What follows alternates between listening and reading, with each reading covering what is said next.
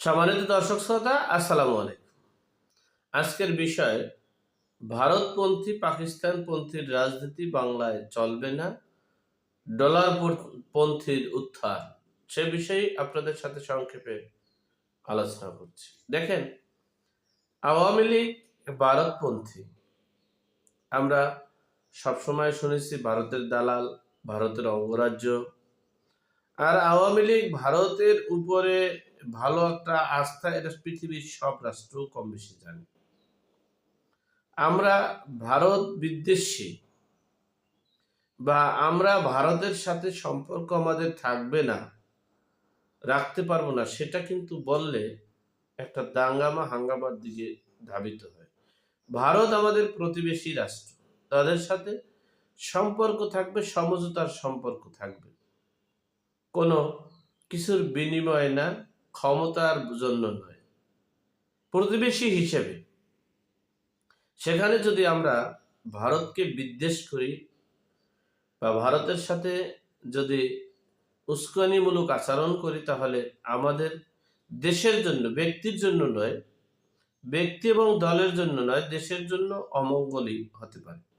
যাই হোক, আমরা ভারত মানে শেখ হাসিনা বা আওয়ামী লীগ ভারতের সাথে সম্পৃক্ত, ভারতের দালাল, ভারতপন্থী, এটা অস্বীকার করার কিছু নেই। আর এটাই বাস্তবতা। এই ভারতপন্থী থেকে আমরা বের হতে চাই। তাই বলে পাকিস্তানপন্থী কারা?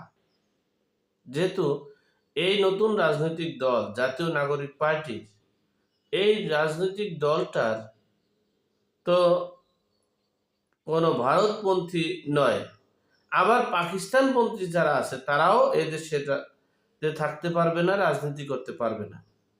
তাহলে পাকিস্তানপন্থী কারা? পাকিস্তানপন্থী তাহলে জামাত, শিবির, হেফাজত আর বিএনপি।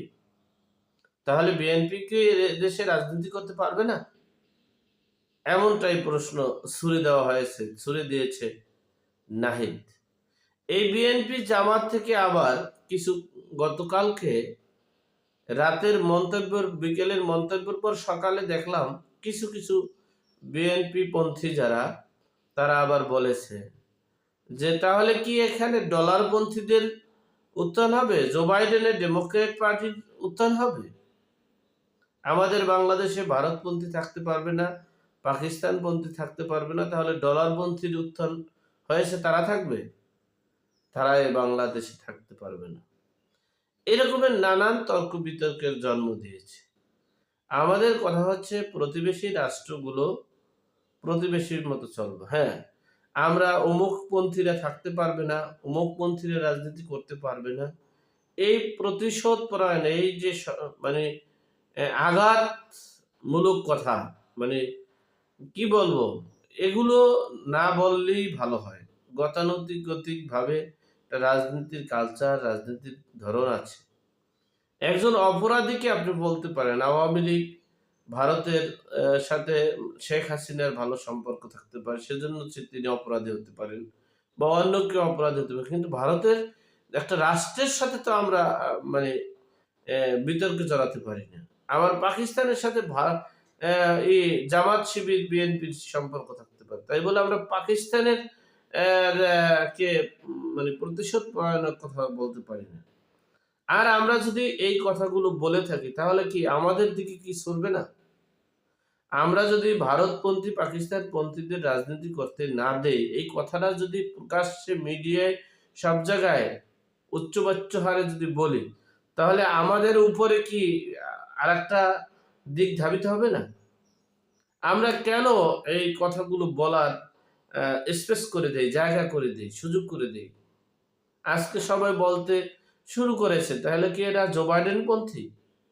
তাহলে কি এরা ডলারপন্থী? তাহলে কি এরা ডেমোক্রেট পার্টির পন্থী?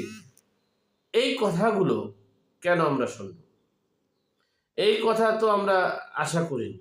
আমরা নতুন একটা রাজনৈতিক দল, যেটা ডিজিটালাইজড যুগে, অর্থাৎ আধুনিক যুগে, এটা আধুনিকতার ছোঁয়া, আমরা এই পরিবারতন্ত্রে, কথাটা একটা কথা বলেছে, খুব গুরুত্বপূর্ণ কথা, হাসনাত আব্দুল্লাহ, এটাকে আমি স্যালুট জানাই, যে দেশে পরিবারতন্ত্র বলতে কিছু নেই। এখানে যার যে যোগ্যতা আছে, কামারের ছেলে, কুমারের ছেলে রাজা হবে, এমপি হবে, মন্ত্রী হবে। আমি ওর ওর কথাটা, ওর অন্যান্য দিক খারাপ হতে পারে, কিন্তু এই কথাটা যদি ও মন থেকে বলে থাকে, এর জন্য ওকে সেলুট জানাই, ছোট ভাই হিসেবে। খুব চমৎকার একটা কথা বলেছে। এখানে ডাঙ্গায় বসে কুমিরের সাথে যুদ্ধ, কুমিরটা কে? এখানে এই জন্মগত কুমির আমরা চাই না। এই জন্মগত কুমিরের জন্য এই দেশ সৃষ্টি হয়নি। এখানে কৃষক, শ্রমিক, মেহনতি মানুষ সকলের এর যুদ্ধের বিনিময়ে, জীবন দানের বিনিময়ে, রক্তের বিনিময়ে আমরা পেয়েছি এই স্বাধীন বাংলা।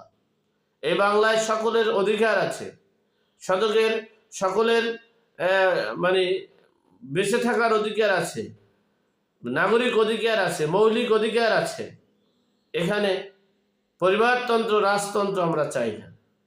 যাই হোক, কিন্তু দুঃখের বিষয় হচ্ছে শুরুতেই বিতর্কের সৃষ্টি করে দেশটাকে একটা বিশৃঙ্খলার সৃষ্টি করবেন না। আপনারা আহতদের পরিবার, যারা শহীদ হয়েছেন তাদের পরিবারের কাউকেই আপনারা কমিটিতে রাখেন নাই, সম্মান করেন নাই, সেভাবেও মূল্যায়নও করেন নাই। যাই হোক, আপনাদের শুভকামনা করে আজকের মতো এখানেই শেষ করলাম। ভালো থাকবেন। আপনাদের শুভকামনা করে এখানেই শেষ করলাম। আল্লাহ হাফেজ।